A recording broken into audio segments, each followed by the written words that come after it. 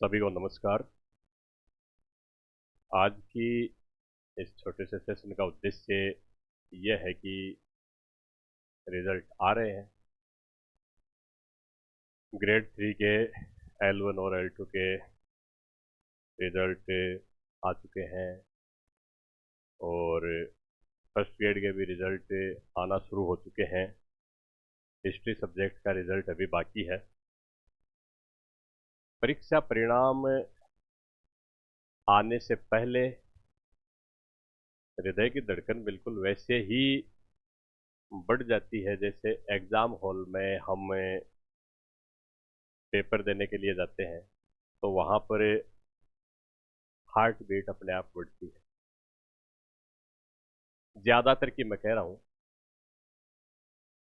सबकी परिस्थितियां अलग अलग होती है। हर एक व्यक्ति का मेंटल टफनेस का लेवल है वो अलग अलग होता है।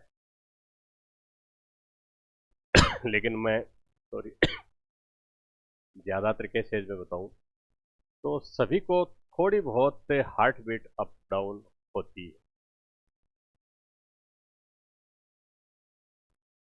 जो सफल हो गए उनके सामने भी नए चैलेंज आएंगे। एक बड़ी फेमस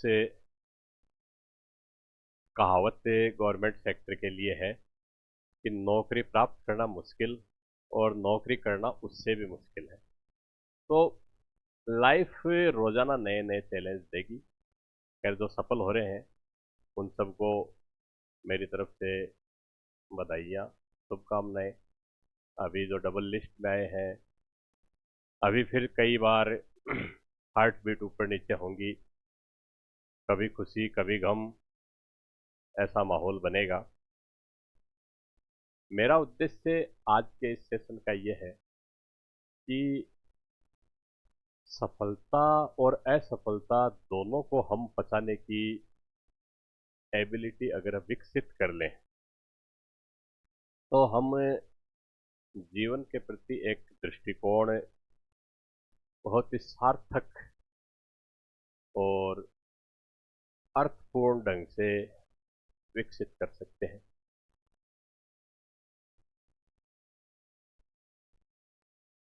पिछले 3-4 दिन में काफ़ी फ़ोन मेरे पास आए हैं और स्टूडेंट से डिस्कस करते करते मेरे दिमाग में आया कि क्यों न इस चर्चा के जरिए ही सभी को एक कॉमन मैसेज कर दिया जाए, क्योंकि फ़ोन बहुत आ जाते हैं।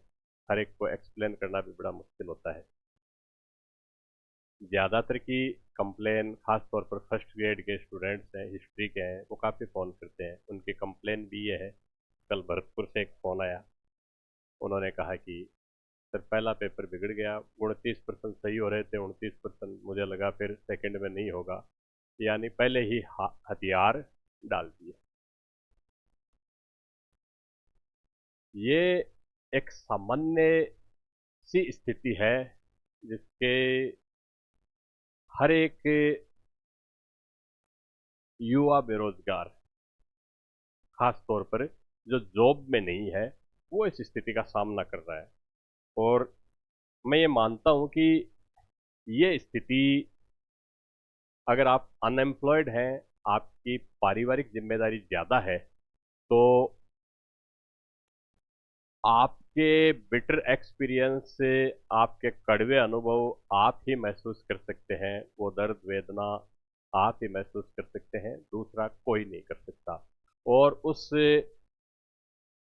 असफलता, उस कुंठा, फ्रस्ट्रेशन, उससे निकलना भी आपको ही है। दूसरा व्यक्ति जैसे मैं या कोई भी अन्य XYZ, वो आपको एक हिंट दे सकता है, निकलने का प्रयास आपको करना पड़ेगा। मैं जो कुछ बताऊंगा वो मेरे एक्सपीरियंस पर बेस्ड होगा।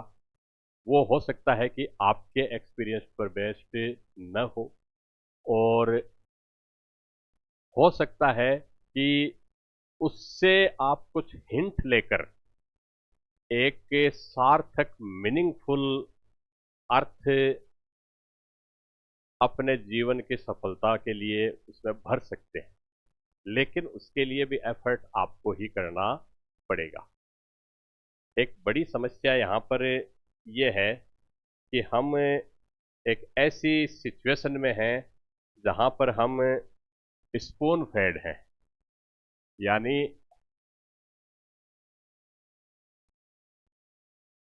हमें बताया जाता है स्पून फेड हैं इंस्टेड ऑफ सेल्फ मेड की, यानी कि हम दूसरे की एडवाइस को भी कॉपी पेस्ट कर रहे हैं। मैं यहाँ पर पहले स्पष्टीकरण दे देना चाहूँगा कि मेरा संघर्ष, मेरी एडवाइस, मेरे एक्सपीरियंस, ये सारी मेरी लाइफ एक्सपीरियंस पर, मेरी सफलता असफलताओं पर निर्भर है, और उनसे आप एक हिंट ही ले सकते हैं, उनको एज इट कॉपी पेस्ट नहीं कर सकते। तो स्पून फेड होने की बजाय आप सेल्फ मेड होने का प्रयास करें। सेल्फ मेड होने की जो प्रोसेस है, ये बड़ी लंबी प्रोसेस है, ग्रेजुअल क्रमिक प्रक्रिया है, इसमें वक्त लगेगा। खैर, एक छोटी सी एडवाइस से जो सफल हुए हैं और जो असफल हुए हैं, उन दोनों के लिए मेरी एक सुझाव है कि आप न तो इन सफलताओं के जुनून में या सफलताओं के नशे में ज्यादा बहें, और न इन असफलताओं को अपने मस्तिष्क पर हावी होने दें, यानी सफलता और असफलता दोनों को ही अपने मन पर हावी नहीं होने दें। अगर हमें अपने आप को संवेगात्मक रूप से मजबूत करना है, तो दोनों ही स्थितियों में हमें थोड़ा सा स्थित प्रज्ञ बनना पड़ेगा। यानी आप रिजल्ट ओरिएंटेड होने की बजाय अगर आप वर्क ओरिएंटेड हैं, तो आप परीक्षा से पहले एग्जाम हॉल के अंदर क्वेश्चंस अटेम्प्ट करते समय अपने स्ट्रेस को बेहतर तरीके से प्रबंधित कर सकेंगे। यहाँ समस्या ये आ रही है कि स्टूडेंट्स की तैयारी बहुत ज़्यादा है, बहुत लंबे समय से पढ़ रहे हैं। कुछ स्टूडेंट्स 3-3 वर्ष से पढ़ते हैं स्कूल लेक्चरर में या ग्रेड 3 में। 3-3 वर्ष से स्टूडेंट तैयारी कर रहे हैं और डबल में भी सेलेक्ट नहीं हो पा रहे हैं। तो ऐसी स्थिति मैं मानता हूं कि अपनी मानसिक मजबूती को कहीं न कहीं बिगनिंग लेवल से ही कोई कमी रही है। मेरा इस क्लास का उद्देश्य भी यही है कि आप मेंटली प्रिपेयर, इस मानसिक मजबूती की प्रक्रिया के लिए आप कैसे बने, एक लॉन्ग टर्म स्ट्रेटजिक शिफ्ट अपनी थॉट प्रोसेस में, अपनी विचार प्रक्रिया में, अपनी मानसिक मजबूती में आप कैसे बनाएं, ये सब मेरा इस क्लास का उद्देश्य है। इसमें मैं कुछ मेरे व्यक्तिगत अनुभव भी बताऊंगा। उन व्यक्तिगत अनुभवों से आप बहुत सारी चीज़ें सीख भी सकते हैं, हिंट ले सकते हैं। एज इट वो आप पे कभी लागू नहीं हो पाएगी, क्योंकि वो मेरी समस्याएं थी, मेरी पारिवारिक परिस्थितियां, मेरी निजी परिस्थितियां, मेरी मानसिक मजबूती, मेरा संघर्ष और मेरा अनुभव, वो आपके लिए उसमें से कोई कुछ आपको हिंट मिल सकते हैं, लेकिन एज इट कॉपी पेस्ट नहीं हो सकता। यानी हमें कॉपी पेस्ट वाली अप्रोच नहीं अपनानी है, सेल्फ मेड ही रहना है, कॉपी पेस्ट को नहीं काम में लेना है। एक छोटी सी एडवाइस मैं स्टूडेंट्स को ये भी देना चाहूँगा कि रिजल्ट आते ही रिजल्ट आते ही बहुत लोग पूछते हैं, रिश्तेदारी में, फ्रेंड सर्किल में लोग पूछते भी हैं कि क्या परिणाम रहा, क्या परिणाम रहा। और इस स्थिति से हम भी गुजर चुके हैं। जब सिलेक्शन नहीं होता था तो झुंझलाहट भी आती थी कि भाई कहीं लगे कि नहीं लगे, कहीं चिपके कि नहीं चिपके। मेरे एक मित्र है, वो कहते थे कि ऐसे टॉन्ट मारे जाते हैं। हालांकि ये आपका नजरिया है कि आप इन चीजों को कैसे देख सकते हैं। हर चीज को सकारात्मक ले, लेकिन मेरा एक एडवाइस आपको ये है कि आप अपने आप को एक्सपोज नहीं करें। आप अपने आप को एक्सपोज नहीं करें, खामोशी से काम करें। खामोशी से काम करें। एक्सपोजर या और एक्सपोजर आपके ऊपर एक्सपेक्टेशंस का बर्डन लाता है, अपेक्षाओं का बोझ आप पर क्रिएट करता है। आप जब अपने आप को दिखाने लग जाते हैं कि मैं ये कर सकता हूँ, ये कर सकता हूँ, तो लोग उम्मीद भी करते हैं। और फिर आपके लिए पढ़ते टाइम भी, तैयारी करते समय भी वो बर्डन रहता है कि मैंने ऐसा बोला है, मुझे ऐसा करना है। तो वो एग्जाम हॉल तक आपको, क्वेश्चन अटेम्प्ट करते समय तक आपको वो बर्डन महसूस होता है। तो हमेशा डार्क हॉर्स बने रहिए, अपने आप को एक्सपोज मत कीजिए। एक्सपोजर वाली जो सिचुएशन है वो आपको कमजोर कर देती है। एक स्पष्टीकरण मैंने पिछले क्लास में मैंने बताया था कि आपको पिछले वर्षों के पेपर सॉल्व करने हैं। बहुत सारे स्टूडेंट्स के बाद फोन आए, वो कहते हैं कि सर पिछले वर्षों के पेपर से क्या होगा, क्वेश्चंस तो नए बनेंगे। मैंने कहा बात तो सही है, क्वेश्चंस नए बनेंगे, लेकिन बहुत सारे क्वेश्चंस अगर आप 25-30 पेपर्स देखते हैं पिछले वर्षों के, यूपीएससी के या अलग अलग नेट के, तो उनमें से क्वेश्चंस रिपीट भी होते हैं। और जहां पर खास तौर पर मैं हिस्ट्री सब्जेक्ट की बात कर रहा हूँ, जहां पर स्टूडेंट से उन क्वेश्चंस को बार बार रिपीट कर लेता है तो उसकी एक लाइन लेंथ बन जाती है। इसलिए मैं कहता हूं कि पिछले वर्षों का पेपर आपके लिए, मतलब आपके लिए एक इस तरह का आदर्श होना चाहिए। आपके लिए गीता कुरान है, पिछले वर्षों के पेपर तो आपको निकालने ही निकालने हैं। अब पिछले वर्षों के पेपर से कैसे सफलता मिलती है, मैं मेरे ऊपर उदाहरण देता हूं। मैं हिस्ट्री सब्जेक्ट से स्कूल व्याख्याता रहा। हालांकि स्कूल टाइम पर मेरा एकेडमिक परफॉर्मेंस काफ़ी कमज़ोर रहा।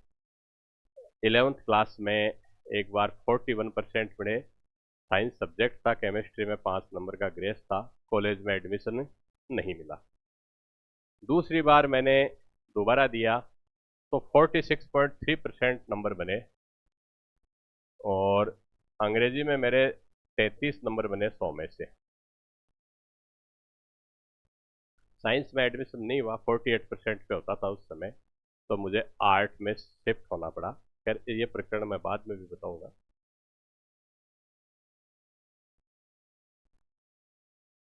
यहां पर कॉलेज के टाइम में मेरे पास एक, मेरे से सीनियर, जो मेरे भारतीय इतिहास की किताब में सह लेखक हैं, डॉक्टर प्रेम प्रकाश ओला। हम लेखक नहीं कह सकते, हम सह संकलक कह सकते हैं कि मैं इतिहास का लेखक नहीं हूँ, संकलन करता मात्र हूँ। इतिहासकार होना एक बहुत बड़ी चीज है।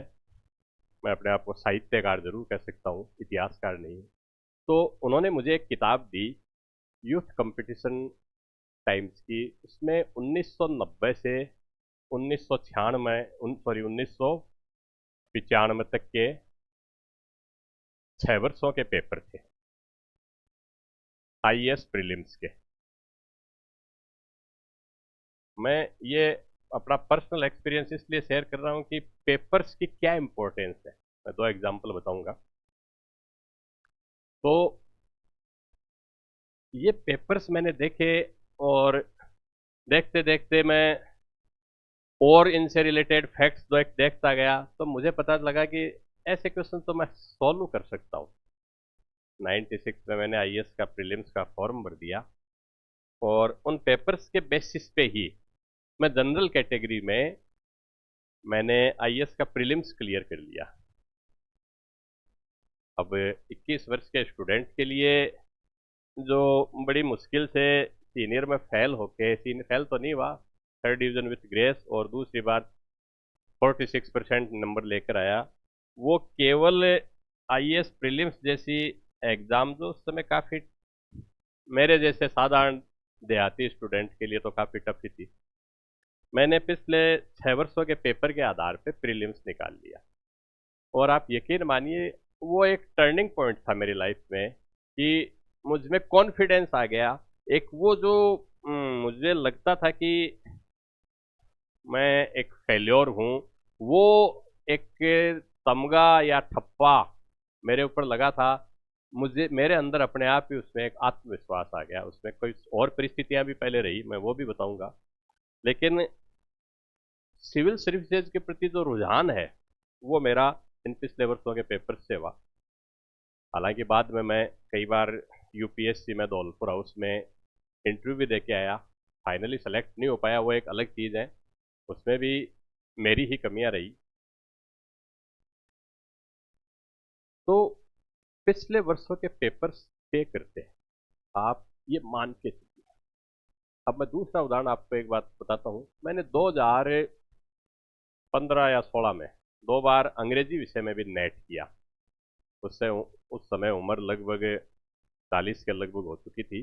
अंग्रेजी विषय में नेट किया तो मेरे पास, मैंने पहली बार 2015 में पेपर दिया या 14 में दिया था, तो मुझे सिलेबस की जानकारी नहीं थी। हालांकि ये प्रयोग मैं अपने ऊपर कर सकता था क्योंकि मैं जॉब में सेटल था। मैं 7-8 जॉब पहले कर चुका था, लगभग ये मेरा कोई 7वां 8वां 9वां जॉब था। सीबीआई में असिस्टेंट कमांडेंट के रूप में बहुत सारे जॉब मैंने पहले कर चुके थे। नेट जेआरएफ स्कॉलरशिप भी ले चुका था। पीएचडी हालांकि पूरी नहीं हो पाई किसी कारणवश। तो मेरा जो मैंने बाद में प्रयोग करना शुरू किया कि मैं फिर से अंग्रेजी में मैंने एमए की। अंग्रेजी में एमए करने के बाद में नेट का फॉर्म भरा। पहली बार नेट नहीं हुई, लेकिन वो पेपर उस समय देते थे, पेपर 2 और 3 उस समय देते थे, ऑब्जेक्टिव टाइप के होते थे। वो पेपर मैं सॉल्व करता था और फिर मैंने पिछले वर्षों के पेपर्स गूगल पर सर्च करके एक किताब और मिली, उसमें पिछले वर्षों के पेपर मिले, उन पेपर्स को सॉल्व करता रहा जब भी मेरे को खाली टाइम मिलता। मेरी साहित्य अध्ययन, जैसा मैंने बताया, मेरी एक रुचि है, तो उन क्वेश्चंस को सॉल्व करता रहा और उनके जरिए मुझे एग्जाम की बेसिक ट्रेंड, कहाँ से क्वेश्चन आते हैं, उस तरह की चीज़ों का एनालिसिस मैंने कर लिया। अगली बार अंग्रेजी में नेट हो गई तो मैंने फिर एग्ज़ाम दी, फिर अंग्रेजी में नेट हो गई। फिर बाद में मैंने एग्ज़ाम आगे दी नहीं, मौका नहीं मिला, क्योंकि कई बार ऐसी परिस्थितियाँ हो जाती थी कि अब इस उम्र में एग्ज़ाम देते हुए भी थोड़ा सा हेजिटेशन होता है।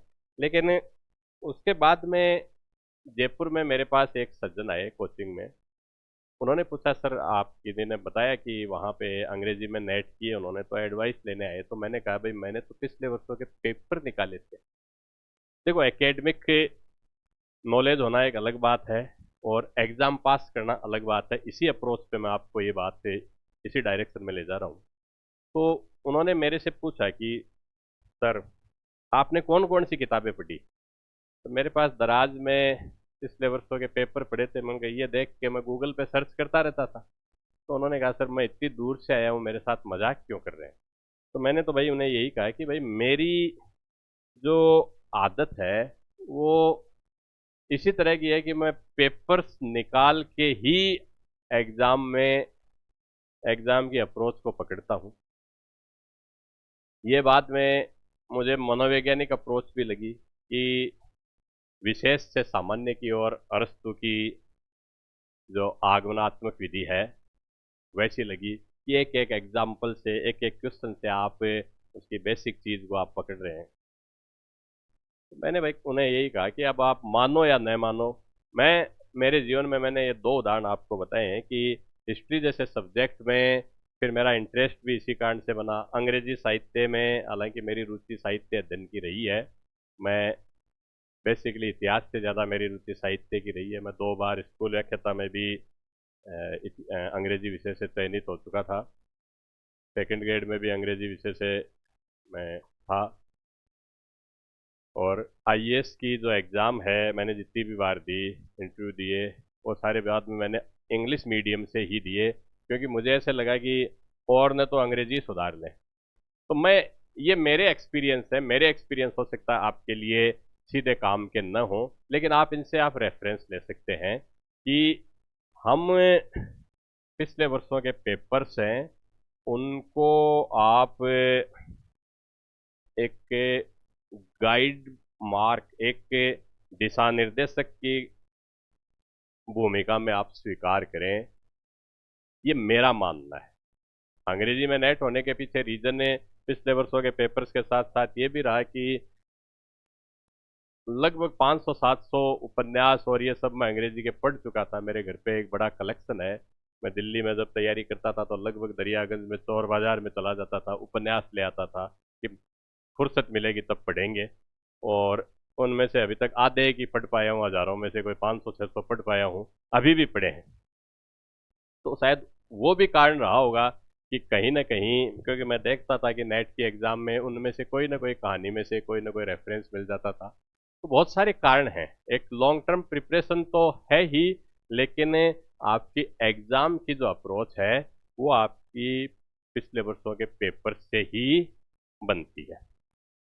यहाँ पर जब आप पेपर सॉल्व करते हैं तो आपके सामने न केवल उस पेपर में आए हुए प्रश्न के तथ्य तक ही आपको सीमित रहना है, बल्कि उसके इर्द गिर्द की सारी चीजें भी आप देखते हैं। और आपका जो नॉलेज प्रोसेस है वो कंस्ट्रक्टिव होता है, टू वे आपका कम्युनिकेशन होता है, आप एक्टिव होते हैं और सार्थक अधिगम, मीनिंगफुल लर्निंग उसके माध्यम से आपको होती है।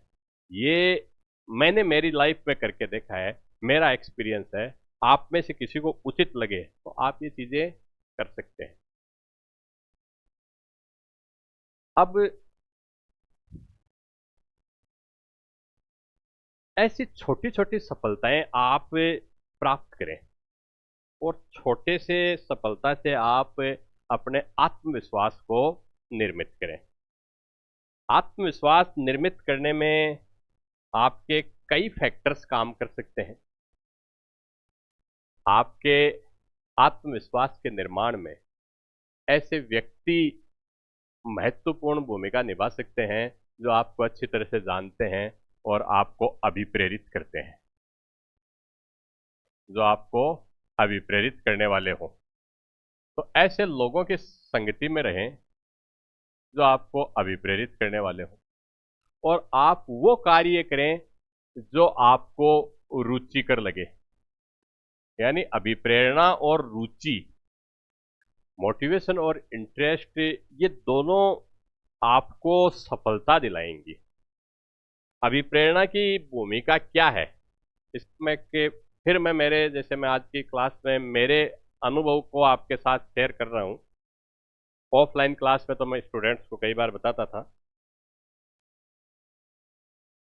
जब 93 में मेरे अंग्रेजी में 100 में से 33 नंबर आए तो, और साइंस में मेरा एडमिशन नहीं हुआ, तो उस स्थिति में जब मैं कॉलेज में एडमिशन के लिए फॉर्म भरा, मेरे फूफा जी अंग्रेजी साहित्य के उस समय कॉलेज में, सीकर गैस के कॉलेज में प्रोफेसर थे, अब रिटायर हो चुके हैं।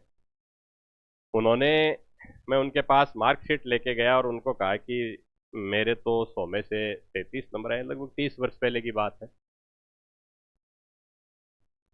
तो उन्होंने कहा कि बहुत अच्छा स्कोर है, 100 में से 33, यानी आप पास हो। हमारे ज़माने में ये भी नहीं बनते थे। हालांकि उस समय मैं इतना समझदार नहीं था। मुझे बाद में पता लगा, अब मैं विश्लेषण करता हूँ कि उन्होंने साइकोलॉजिकली मोटिवेट करने के लिए ऐसी बात कह दी होगी। तो अभिप्रेरणा का जीवन में बहुत महत्वपूर्ण भूमिका है। आप ऐसे लोगों की संगति में रहें, ऐसी चीज़ें सुने जो आपको मोटिवेट करती हो। डीमोटिवेट करने वाली, आपका मोरल डाउन करने वाली कोई भी चीज़ को आप उस नेगेटिविटी वाले माहौल से, उस नेगेटिविटी वाले कंपनी सर्किल से आप दूर रहें। उनके उन शब्दों का ही प्रभाव था कि मैंने बाद में अंग्रेजी साहित्य लिया, अंग्रेजी में माध्यम में स्विच ओवर हो गया ग्रामीण परिवेश से, क्योंकि किसी ने ये बताया कि साहब अंग्रेजी माध्यम से सेलेक्ट होते हैं आईएएस में। तो खैर, और इन सब चीज़ों का मैं एक चीज़ और बताऊं कि सिविल सर्विसेज की तरफ रुझान का जो कारण रहा, कारण भी वही रहा कि पुअर एकेडमिक बैकग्राउंड था, पुअर भी नहीं, अति पुअर।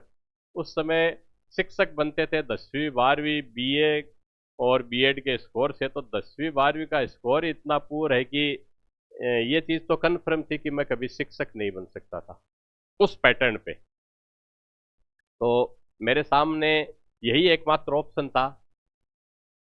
मेरे फूफा जी ने, जो अंग्रेजी के प्रोफेसर थे, उन्होंने मोटिवेट किया कि सिविल सर्विसेज की तैयारी करो। और धीरे धीरे उस मोटिवेशन का प्रभाव ये पड़ा कि सिविल सर्विसेज में लग गए। अभिप्रेरणा के साथ पिछले वर्षों के पेपर निकाले तो चीजें रुचिकर होती गई, इंटरेस्ट डेवलप होता गया, और एक कंस्ट्रक्टिव लर्निंग के सिस्टम में मैंने अपने आप को कहीं ना कहीं अपने आप को ढाल लिया। और उसी का नतीजा रहा कि आगे प्रीलिम्स के बाद में मेंस एग्जाम भी किए, इंटरव्यू भी दिए, इंटरव्यू में फाइनली सेलेक्ट नहीं हो पाए, आरएस के भी कई बार इंटरव्यू दिए। लेकिन उसका फायदा ये रहा कि एक लंबा रनअप मिल गया तैयारी का, जिसके कारण मिनिमम एफर्ट में एक सफलता कैसे प्राप्त करें, इस चीज का मुझे काफी एक्सपीरियंस मिला। तो मैं स्टूडेंट्स को भी ये कहूँगा कि आप अपने तैयारी का जो रनअप है वो बहुत लंबा लेके चले। आप खड़े खड़े कितना जंप मार सकते हो, जबकि दूर से भाग के आओगे तो लॉन्ग जंप में आप 15 फीट भी कूद सकते हो, खड़े खड़े 5 फीट ही कूद सकते हो। तो आपका रनअप लंबा होना चाहिए, आपकी प्रिपरेशन का बेस वाइड होना चाहिए। उसके बाद में आप इंटरेस्ट के लिए पिछले वर्षों के पेपर, जैसा मैं बार बार कहता हूं, मैं सबसे ज़्यादा इम्पोर्टेंट भूमिका ही प्रीवियस ईयर के पेपर्स को दूंगा। ये हैं तो आप सेलेक्ट हैं। आप कोई भी ऐसा कैंडिडेट, सिंगल भी कैंडिडेट नहीं मिलेगा जिसने खूब सारा पढ़ा हो लेकिन पिछले वर्षों के पेपर्स नहीं देखे हो, एग्जाम की ट्रेंड एनालिसिस नहीं किया हो। ऐसा कोई कैंडिडेट आपको नहीं मिलेगा। यही क्योंकि आपको एकेडमिशियन नहीं बनना, आपको कंपटीशन पास करना है। तो आप इस चीज को विशेष रूप से ध्यान रखें, अभिप्रेरित माहौल में रहें, पढ़ाई को अपनी हॉबी बना लें। एक मेरा व्यक्तिगत मैंने अनुभव में बताऊं कि लगभग 15-20 हज़ार स्टूडेंट्स को मैंने ऑफलाइन कोचिंग में 2010 से लेकर 17-18 तक पढ़ाया। उसके बाद में थक गए, ऑफलाइन नहीं पढ़ाते। पिछली बार एक स्टूडेंट, हिस्ट्री के स्टूडेंट्स को ज़रूर पढ़ाया था, कुछ स्टूडेंट्स, उनमें से 7-8 स्कूल लेक्चरर में शायद सेलेक्ट भी हो जाएंगे। एक विशेष जो स्थिति है वो मैंने ये देखी है कि ज्यादातर स्टूडेंट्स की मात्रा, जब पढ़ाता था तो मात्रा की त्रुटियां करते थे, छोटे बड़े ई की मात्रा, छोटे बड़े ऊ की मात्रा।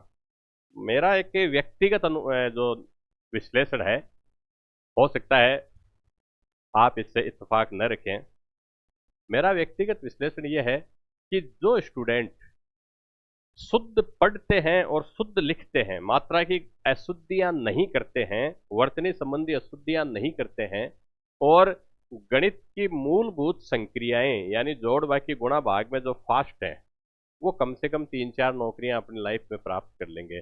आप यकीन मानिए इतने स्टूडेंट्स भी हमारे सिस्टम में है नहीं जो शुद्ध पढ़ सकें और शुद्ध लिख सकें। आप खुद लिख के कोशिश कीजिए। आप अगर एक्यूरेटली पढ़ते हैं तो आप धीरे पढ़ोगे, डाइजेस्टिवली पढ़ोगे, और चीज़ें आपके दिमाग में छपेंगी। आप अशुद्ध ही पढ़ रहे हो तो चीज़ें आपके दिमाग में बड़े कैजुअल वे में, अनसिस्टेमेटिक तरीके से रहेंगी और आप उनको यूटिलाइज नहीं कर पाओगे। ये मेरा मानना है। तो जो आप, अगर आप शुद्ध पढ़ते हो, शुद्ध लिखते हो, तो आप टॉप 10% स्टूडेंट्स में हैं। आप ऐसे टॉप 10% स्टूडेंट्स में हैं, और फिर कंपटीशन लगभग 10% स्टूडेंट्स में ही रहता है। अब आप थोड़ा सा एफर्ट करके आप आसानी से सेलेक्ट हो सकते हो। और इसके अलावा ये मेरा व्यक्तिगत अनुभव है, क्योंकि मेरी पढ़ने की बहुत ज़्यादा आदत है। इस उम्र में भी मैं बहुत ज़्यादा इतिहास की चीज़ें तो मुझे नहीं पढ़ना अच्छा नहीं लगता, लेकिन साहित्य अध्ययन मैं करता हूँ। तो जो स्टूडेंट या जो व्यक्ति, खैर ये क्लास केवल शिक्षक भर्ती वालों के लिए नहीं है, जो सेलेक्ट हो चुके हैं, जो आगे सिविल सर्विसेज की तैयारी करते हैं उनके लिए भी है, या जो अपनी व्यक्तिगत रुचि विकसित करना चाहते हैं उनके लिए भी है। सभी के लिए इसमें कुछ न कुछ है कि जो लोग साल की 15-20 यानी 20 से ज्यादा किताबें पढ़ते हैं,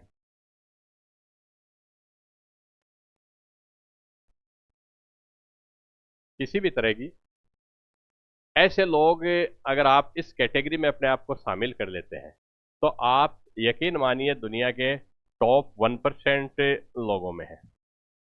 अब कंपटीशन है ही नहीं। मेरा ये मानना है कि प्रतिस्पर्धा एक्चुअल में कहीं पर है ही नहीं। अगर आप शुद्ध पढ़ लिख पाते हैं तो टॉप 10% स्टूडेंट्स में हैं, और आप 15-20 किताबें, 20 से ज़्यादा किताबें पढ़ लेते हैं, तो आप टॉप 1% स्टूडेंट्स में हैं। फर्क केवल इतना ही है। इसके बाद में आप अगर पिछले वर्षों के पेपर निकाल लेते हैं तो 100% सेलेक्ट है। ये मेरा व्यक्तिगत अनुभव है। हर व्यक्ति की स्थितियां अलग अलग हो सकती हैं, आपका व्यक्तिगत अनुभव अलग हो सकता है, लेकिन इन चीज़ों से आप काफ़ी फायदा, आप काफ़ी हिंट ले सकते हैं। असफलता को डाइजेस्ट कैसे करें? असफलता,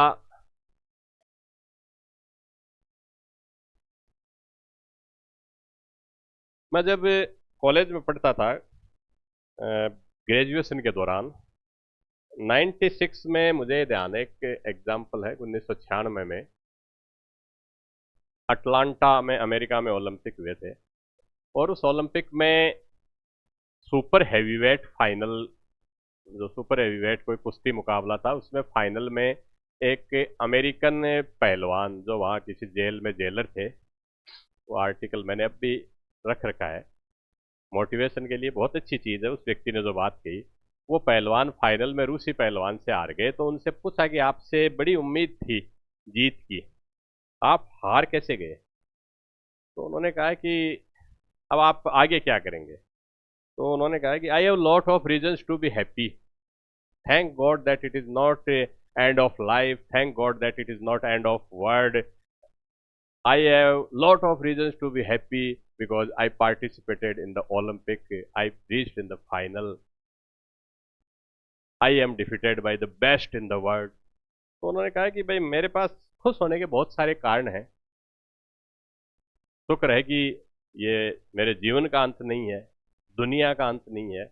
ओलंपिक में पार्टिसिपेट करना और फाइनल में दुनिया के बेहतरीन पहलवान से हारना, ये भी एक अपने आप में अलग एक्सपीरियंस है। तो उस व्यक्ति की सकारात्मकता, असफलता के प्रति जो सकारात्मकता देखकर, क्योंकि मैं न्यूज़पेपर पढ़ता था, स्पोर्ट्स की कोई मैगजीन थी, उसमें ये आर्टिकल आया हुआ था, तो मुझे ये चीज़ बड़ी अच्छी लगी।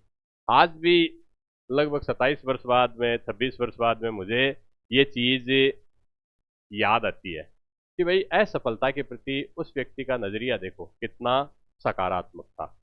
हमारा जो आत्मविश्वास है वो सफलता से निर्मित होता है, लेकिन असफलता हमारे चरित्र का जो ताकत है वो बनाती है।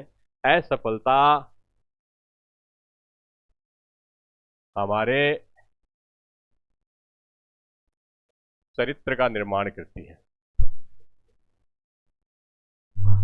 सफलता से आत्मविश्वास मिलता है, लेकिन जरूरी नहीं कि जीवन में हम हर मुकाम पे हर जगह सफल ही रहें। मैं इतनी परीक्षाओं में असफल हो चुका, इतनी में सफल हो चुका, तो सफलता असफलता ये जीवन का एक पार्ट है। एक टॉमस हार्डी का एक उपन्यास है मेयर ऑफ कैस्टर ब्रिज। उसमें एक बड़ी फेमस लाइन है, वो मुझे बहुत इंस्पायर करती है कि happiness is nothing but an occasional episode in the general drama of pain. यानी खुशी कुछ भी नहीं है, बल्कि यदा कदा आने वाला एक खुशी गम के या दुख के सामान्य नाटक में यदा कदा आने वाला एक प्रकरण है। यानी जीवन में दुख ज्यादा है। हालांकि ये विचार गौतम बुद्ध के विचारों से भी मिलता जुलता है, पर मेयर कैस्टर ब्रिज में टॉमस हार्डी की बड़ी फेमस लाइन है और ये मुझे बड़ी इंस्पायर करती है कि happiness is nothing but an occasional episode in the general drama of pain. खुशियां थोड़ी थोड़ी मिलती हैं। आज हमें जो कामयाबी मिली है, जिन स्टूडेंट्स को कामयाबी मिली है, वो थोड़े दिनों में नौकरी की रस्साकसी, ट्रांसफर, पोस्टिंग, उन सब चीज़ों में ऐसा लगेगा कि अरे वो खुशी तो क्षणिक थी, अब तो रोज की नई जद्दोजहद है। यही लाइफ है। और जो लोग आज असफल हुए हैं, वो अगर इस चीज को पॉजिटिवली लेते हैं तो कल को एक बड़ी कामयाबी वो हासिल कर सकते हैं। हमें असफलता और सफलता दोनों को बचाने की आदत विकसित करनी पड़ेगी। अगर सफलता बचा सकते हो तो असफलता भी बचाओ। असफलता और सफलता दोनों को बचाइए।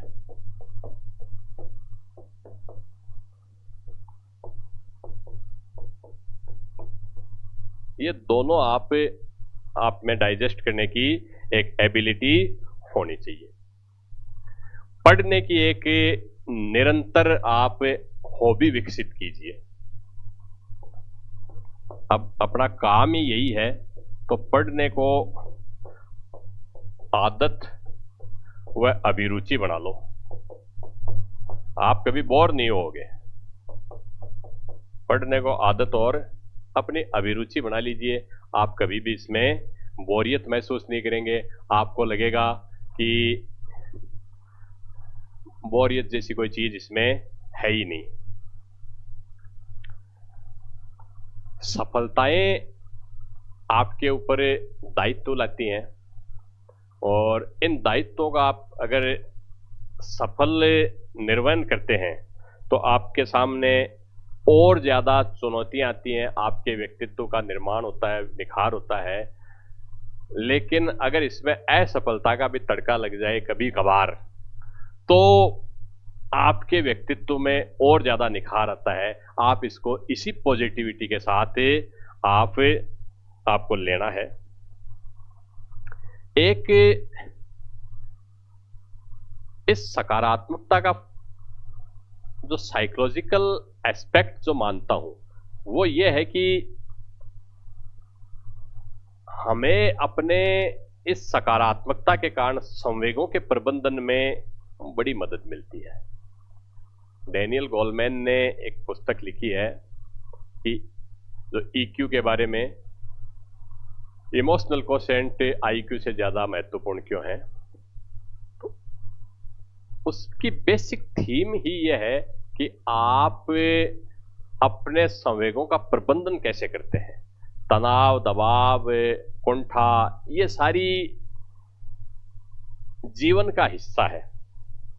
एक अस्तित्ववादी दार्शनिक है, शायद सार्त्र या अल्बर्ट कामू, वो लिखते भी हैं कि ये ऑथेंटिक लाइफ का हिस्सा है। एक प्रामाणिक जीवन जीने का हिस्सा यही है कि आप हर समय तनाव, दबाव, ये सारी चीजें महसूस करें। ये तनाव, दबाव केवल असफल व्यक्ति महसूस नहीं करता है, जो सफल हैं। इवन आप यूपीएससी, आईएएस में भी सेलेक्ट हो गए तो आपके सामने रोज नए तनाव, रोज नए दबाव होंगे प्रशासन को हैंडल करने का। हाईएस्ट लेवल पे सीएम, पीएम, पॉलिटिकल लेवल पे रोज नए तनाव, रोज नए दबाव हैं। और इन तनाव और दबाव को झेलने से ही व्यक्ति के व्यक्तित्व में निखार होता है। मैं कई बार कहता हूं कि जिसने जितना ताप सहा वो उतना ही निखर गया, जो जितना सिमटा निज में वो उतना ही बिखर गया। तो इस असफलता को एक जीवन का एक टेम्परेरी फेज मानते हुए, ये कभी कोई चीज स्थायी नहीं रहती, वक्त ये भी गुजर जाएगा। कोई चीज़ स्थायी नहीं रहती, ये चीज़ें समय के साथ बदल जाती हैं। एक विशेष चीज़ जो मैं आपके साथ शेयर करना चाहूँगा, वो ये है कि अपने आप को आप लगातार इम्प्रूव कीजिए। एक मैंने मैं खुद अब मेरे व्यक्तिगत अनुभव से बता रहा हूँ। 2015 और 16 की बात है।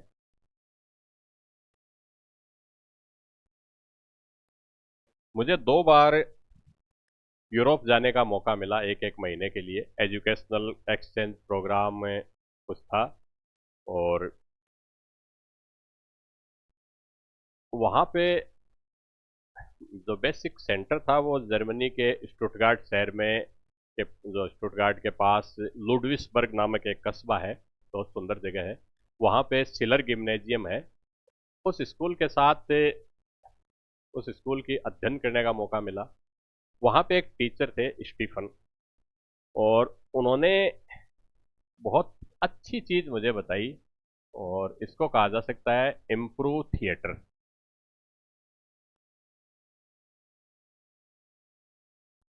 वो बच्चों को कल्चरल एक्टिविटीज के माध्यम से अचानक कोई सिचुएशन दे देते थे और बच्चे उसमें कुछ इम्प्रूव करते थे। तो मुझे शुरुआत में ये लगा कि इनको पहले प्रशिक्षण दिया जाता है, तो हमने कुछ उनको अनएक्सपेक्टेड सिचुएशन दी, बच्चों का रिस्पॉन्स उसमें भी वैसा ही था। यानी वो कंस्ट्रक्टिव थे। आप इसी तरह का कंस्ट्रक्टिव इम्प्रूवमेंट अपने व्यक्तित्व में कीजिए। और ये चीज़ मुझे इतनी अच्छी लगी कि मैंने इसके बाद में अपने विचारों को परिमार्जित करना शुरू कर दिया। मतलब मेरे लिए एक वर्ड ऐसा हो गया कि यार, ये लोग ऐसा कैसे कर सकते हैं, इतना बढ़िया तरीके से इमीडिएट डायलॉग डिलीवरी, इमीडिएटली कोई सेंटेंस इतना अच्छे तरीके से बना लेते हैं, इमीडिएटली कोई नाटक प्ले क्रिएट कर सकते हैं 5-10 मिनट का, कि वो उस चीज के लिए इतने प्रिपेयर हो गए कि अपने आप को दी गई सिचुएशन को तुरंत इंप्रूव कर लेते हैं। तो ये टेक्निक आप अपने आप में भी अपनाइए। इस चीज का इस्तेमाल करते हुए मैंने, जैसा मैंने बताया कि साहित्य अध्ययन मेरी रुचि रही है। मैं बेसिकली इतिहासकार, इतिहास सब्जेक्ट का टीचर जरूर रहा हूँ, व्याख्याता रहा हूँ, लेकिन मैं इतिहास से ज़्यादा मेरी रुचि साहित्य में रही है। और इतिहास में मैं तथ्यों का संकलन करता मात्र हूँ, इतिहासकार नहीं हूँ, और ये मुझे कहने में कोई हिचक नहीं है। लेकिन मैं अच्छा साहित्य का क्रिटिक हूँ, और बहुत सारी मैंने कहानियाँ लॉकडाउन में लिखी, और उसके बाद में मुझे 2021 के बाद में तो टाइम नहीं मिला। 8-10 कहानियाँ जब और हो जाएंगी तो मैं उनको पब्लिश भी करूँगा। इसकी इंस्पिरेशन मुझे इसी इम्प्रूव थिएटर से मिली। आप अपने आप को कैसे इम्प्रूव कर सकते हैं, इसकी मैं एक कहानी मैंने 2020 के आसपास लॉकडाउन के टाइम में मैंने फेसबुक पे डाली भी थी। बाकी मैं कहानियाँ जब पब्लिश होगी उसके बाद में मुझे टाइम नहीं मिल पाया, 2021 के बाद में मुझे टाइम नहीं मिल पाया। काफ़ी कहानियाँ दिमाग में है, लेकिन मैं ये जो इंस्पिरेशन मुझे मिली, मैं उसकी तरफ जाना चाहूँगा कि ये इंस्पिरेशन इसी इम्प्रूव थिएटर की कंसेप्ट से मुझे मिली। आप इसको लागू कर सकते हैं। और मेरी एक कहानी मैं फेसबुक पे आज दोबारा जो 2020 में डाली है, मैं फिर से डालूंगा भी। आपको अच्छी लगे तो आप देखना, मेरी फेसबुक पे बिटवीन अस नाम से एक कहानी मिलेगी। खैर, ये मैं इसलिए बता रहा हूँ कि एक मेरे जैसा साधारण से कम योग्यता वाला व्यक्ति इतना इम्प्रूव कर सकता है। तो स्टूडेंट्स में, आज के स्टूडेंट्स में, युवा स्टूडेंट्स में मैं देखता हूँ कि पोटेंशियल बहुत ज़्यादा है। वो अगर सकारात्मक रूप से इन चीज़ों को लें तो अपने अंदर काफ़ी इम्प्रूवमेंट कर सकते हैं।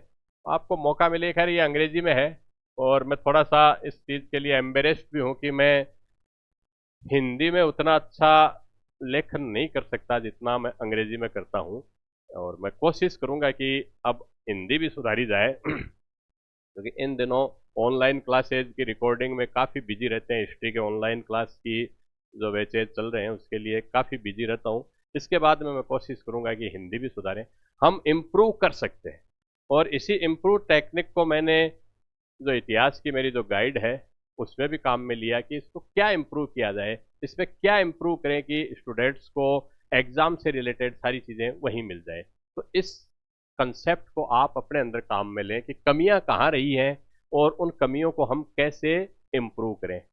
मैं अगर नट सेल में आपको बताऊं समराइज करके, तो कभी भी दूसरे की कंसेप्ट को, दूसरे के आइडिया को आप एज इट मत लें। आत्मदीपो भव की कंसेप्ट को आप अपनाइए। आपकी सिचुएशन अलग सिचुएशन है, मेरी सिचुएशन अलग सिचुएशन है।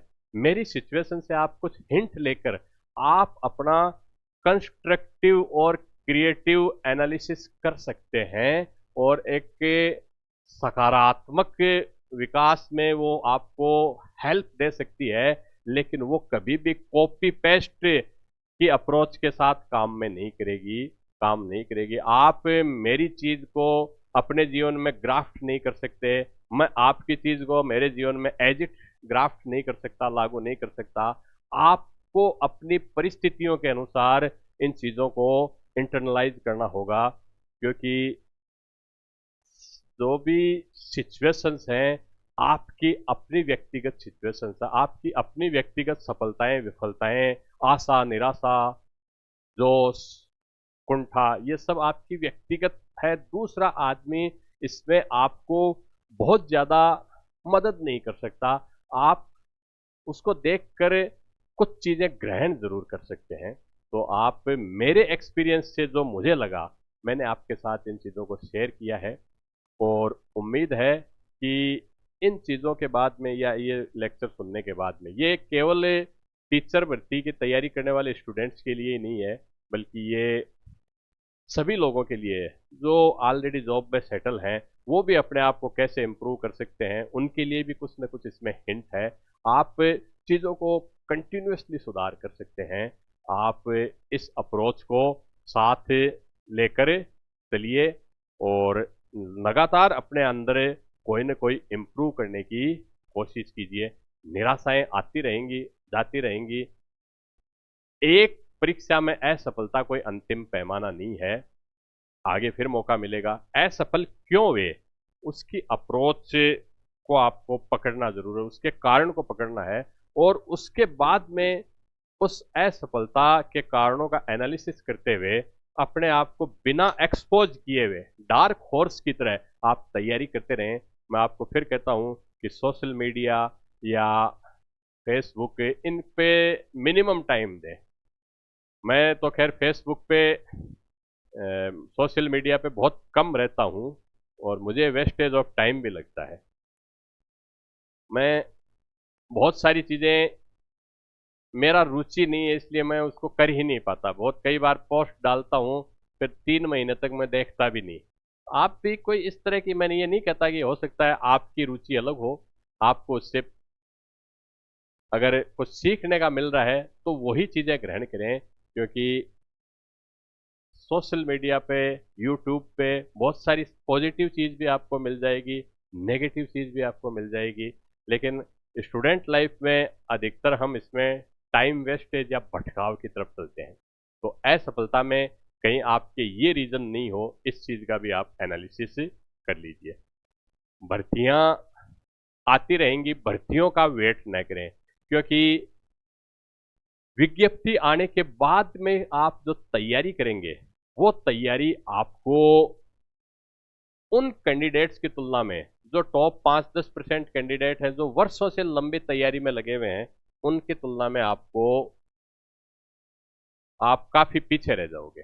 एक छोटी सी चीज मैं आपको और बता दूं कि कुछ स्टूडेंट पूछते हैं कि सर मैं 2 साल से तैयारी कर रहा हूँ, 3 साल से तैयारी कर रहा हूँ, पारिवारिक जिम्मेदारियां बहुत हैं। तो मेरा ये मानना है कि 2-3 साल अगर आप तैयारी कर चुके हैं तो आप पार्ट टाइम प्रिपरेशन भी कर सकते हैं। आपकी एक क्वालिटी टाइम पर डिपेंड करता है आपका सिलेक्शन, न कि तैयारी की अवधि पर। आपने 3 महीने भी तैयारी करके 3 महीने भी तैयारी करके ढंग से क्वालिटी टाइम देकर आपने अगर तैयारी कर ली है तो आप सेलेक्ट हो सकते हैं। बहुत सारे स्टूडेंट ये भी पूछते हैं कि सर फर्स्ट ग्रेड की करूँ कि सेकंड ग्रेड की करूँ कि रीट की करूँ। मेरा ये मानना है कि आप अगर 7 दिन में 14 एग्जाम होती हैं, एक ही सेंटर पे, एक ही शहर में, आसपास ही होती हैं, सुबह शाम होती हैं, तो 7 दिन में आप 14 एग्जाम भी पास कर सकते हैं, बशर्ते वो एक सी नेचर की हो, क्योंकि वही राजस्थान जी के आना है, वही इंडियन जी के आना है, वही सब्जेक्ट की चीजें आनी है। कुछ चीजें आप 19-20 कर सकते हैं, तो आप बड़े आसानी से इन चीजों को कर सकते हैं। एक बार में एक ही एग्जाम की तैयारी करना, ये मेरा मानना है। हो सकता है कि अगर आपका बेसिक प्रिपरेशन इतना वाइड नहीं हो तो आपको मेरी सलाह उचित न लगे, लेकिन जिन स्टूडेंट्स की बेसिक प्रिपरेशन वाइड है वो 3-4 एग्जाम बड़े आसानी से साथ साथ दे सकते हैं। मेरा तो मैंने जैसे कहा कि 7 दिन में आप 14 एग्जाम सुबह शाम की शिफ्ट में देकर 14 एग्जाम भी क्लियर कर सकते हैं। ऐसा इसमें कोई बड़ी मुश्किल की चीज नहीं है। तो ड्यूरेशन से ज्यादा, अवधि से ज्यादा, 3-4-5 वर्ष से लगातार तैयारी कर रहे हो तो आप जॉब करते हुए लास्ट के 2-3 महीने में एग्जाम के नजदीक आप जॉब को छोड़ के या छुट्टी लेकर, अगर आप कहीं प्राइवेट पढ़ा भी रहे हैं या अन्य कोई काम कर रहे हैं, तो लास्ट के 3 महीने भी पर्याप्त है, लेकिन लगातार कंटिन्यूटी उन तैयारी को रखें, क्योंकि बहुतों की पारिवारिक जिम्मेदारी भी अलाउ नहीं करती है। मेरी सिचुएशन अलग है, मेरी पारिवारिक परिस्थिति अलग है, आपकी अलग हो सकती है, मेरी आर्थिक स्थिति अलग है, आपकी अलग हो सकती है। आपको अपनी परिस्थितियों को ध्यान में रखते हुए, अपनी परिस्थितियों के मद्देनजर अपने आप को तैयार करना है, मेंटली तैयार करना है। और लास्ट बट नॉट लीस्ट सबसे महत्वपूर्ण चीज यही है कि एग्जाम हॉल में या परीक्षा से जस्ट पहले आपकी मेंटल प्रिपरेशन का जो, मेंटल टफनेस का जो लेवल है, मानसिक मजबूती का जो लेवल है, वही आपकी कामयाबी को निर्धारित करेगा, क्योंकि परीक्षा की तैयारी का लेवल सभी का एक जैसा होता है। तो नेक्स्ट इसी तरह किसी क्लास में फिर मिलेंगे। Thank you.